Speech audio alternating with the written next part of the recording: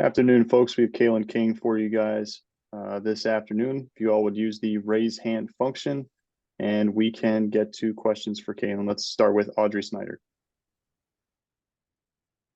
Hey, Kalen, sorry, I couldn't find the unmute button. Thanks for your time today. I wanted to go back a bit, Kellen. Going back to the Ohio State game, what did you kind of take out of that matchup with Marvin Harrison Jr.?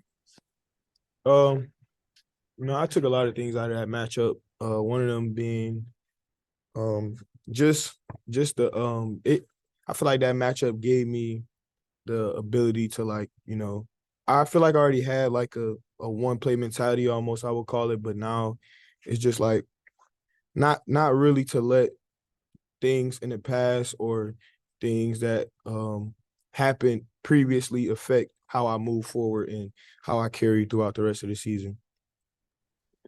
Rich Scarcella. Good afternoon, Kalen. Thanks again for your time. How would you say that the secondary has played beginning with the Ohio State game and then in the next two games? And how would you say that you've played these last three games? The last three games, Yeah, Ohio State, Indiana, and Maryland. I feel like our secondary has played really well. Like we got a lot of guys that who stepped up this year, who's made a lot of plays for us. A couple of those guys being Jaylen Reed, KJ Winston, Johnny Dixon, Dede Hardy. Those are just a few of the guys who've been playing very well for us these past couple of weeks. And for as far as myself, I would say, as everyone knows, Ohio State was probably one of the worst games I had in my career. But just looking back on that, I'm just, I'm grateful that I had an opportunity to, go against a team like Ohio State. Those guys always produce the top talents and very great talents at receiver and just all around the ball, really. And yeah, that's really all I got.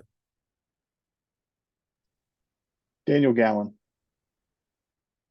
Good afternoon, Kalen. You mentioned Jaylen Reed as someone who's been playing pretty well lately. What have you seen out of him over these past couple of weeks? It seems like he's in the right spot at the right times a little bit. And how far back do you go with him? As both of you being from Detroit.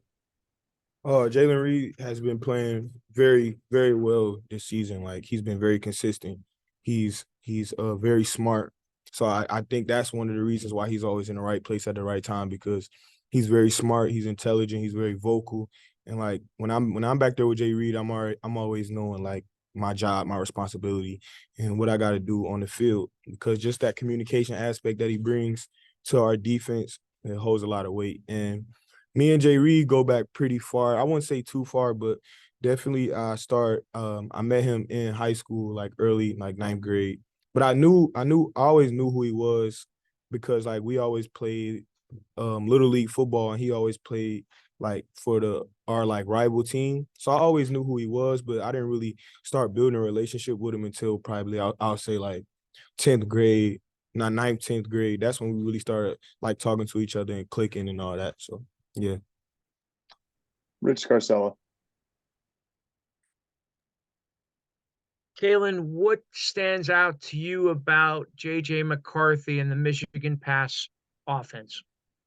Man, J.J. McCarthy is a very good quarterback. And the one thing that stands out to me about their offense is just the way they throw the ball. Like, I would say the Michigan team that we'll face this year is much different than last year. Like last year, they were very run dependent, run heavy, and I feel like this year they're the total opposite of that. And I don't think a lot of people realize that. I feel like a lot of people just think they're still like, smash mouth, move the ball, run the ball 40 times, 50 times a game. But as I was watching film, I could just see like I'm pretty sure they lead the nation in explosive plays and just in passing success. So those are just a couple factors of why they had the success that they have up to this point. So and basically like they're very well rounded. They got a good running back, great quarterback, good receivers. Like they're very well rounded, and I'm looking forward to this matchup. Donnie Collins. Hey, Kalen, Daquan's been playing more cornerback last couple of weeks. How challenging is it to be good at that and the nickel spot? Is that something that's kind of underrated outside of the room?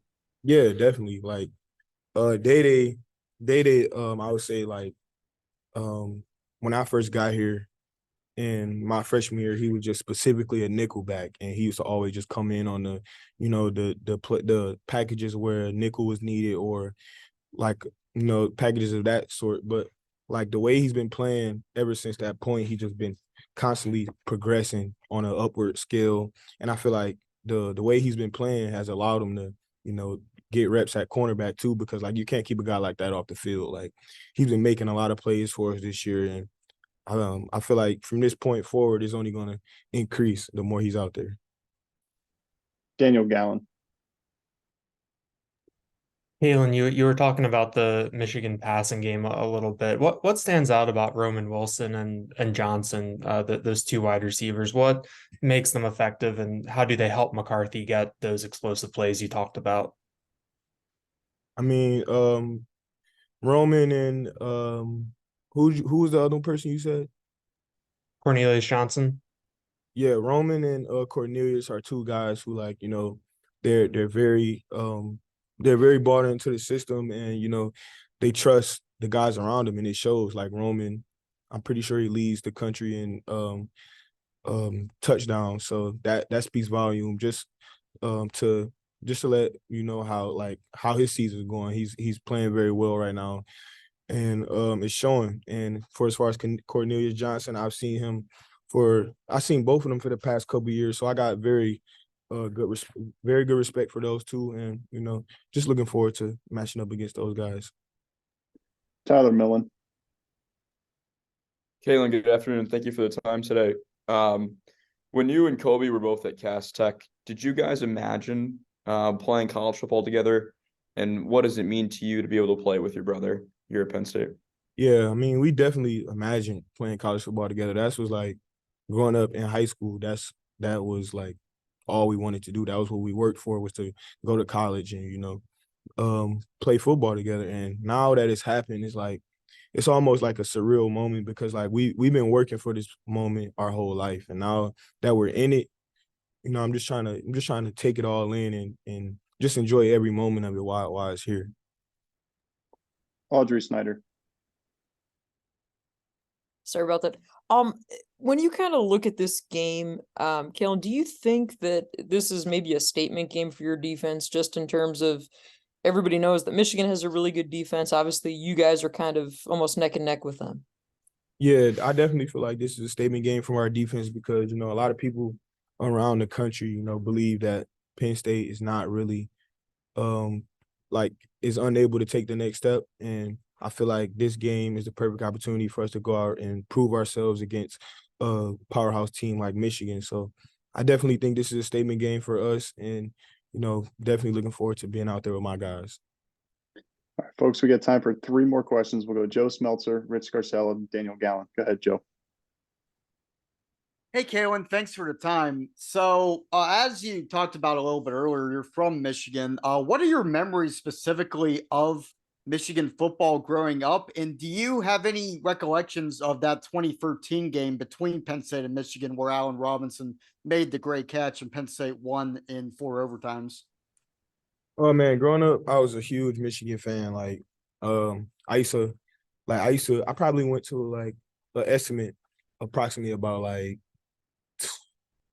I'll say about like 15 Michigan games in my lifetime, and that was like before I got to college. So I'll say I went to about 15 games, and I used to always just be surrounded around the campus. Like I constantly used to take visits in high school, and they constantly used to come to my school, and I definitely I loved Michigan growing up. It was definitely a school I could see myself playing at. But for as far as the 2013 game, I would have little to no recollection of that game. I definitely seen highlights of the catch by Allen Robinson, but I was not at the game, and I don't think I watched it that day either. But yeah. Rich Scarcella. Kalen, following up on Audrey's question, you said this could be a statement game for you guys. Is there extra juice for you personally because of your connections with Michigan? Do you look at it that way? And I know you had mentioned about, the Charles Woodson was somebody that you watched a lot of film of. You were talking about that at the Rose Bowl. So does this game have extra juice for you besides all the championship implications? Of course, like with me being from Michigan and me knowing a lot of guys on the Michigan roster, like it's almost like a I would say like a game within a game, not really being like not trying to separate myself and the team, but on the aspect of like I know a lot of individuals on that side of the ball and in that organization. So just me having the opportunity to see all my guys again and see all the people that I grew up with, and it just means a lot. So I definitely will take this game with a little more like a little more juice because it's my hometown, so like I gotta be juiced up a little more than usual. But yeah. Daniel Gallen, last question. Really appreciate it this afternoon, Kalen. Talking to Olu after the Maryland game, he called November the month of champions and said that this stretch run really defines what this team is. Given how the past couple of weeks have gone, why do you feel like this team is in a spot to take advantage of what's ahead and capitalize on its potential? I think that because we're a team we've been through adversity. We've been in close games. We've been in games where we were down, been in games where we had to overcome adversity. So I feel like with us being battle tested already at this point in the season, like it only allowed us to get better. Like I feel like that loss to Ohio State only motivated the team even more to, approach practice with a different type of energy, approach meetings, walkthroughs, and things of that nature with just more juice, really. And like I feel like, with that loss, it brought us closer. So like I feel like that would just bring us more together. And I feel like this stretch in November is really like where we're gonna do a lot of our talking. So Awesome. yeah. Thanks, Kalen. Thanks, folks.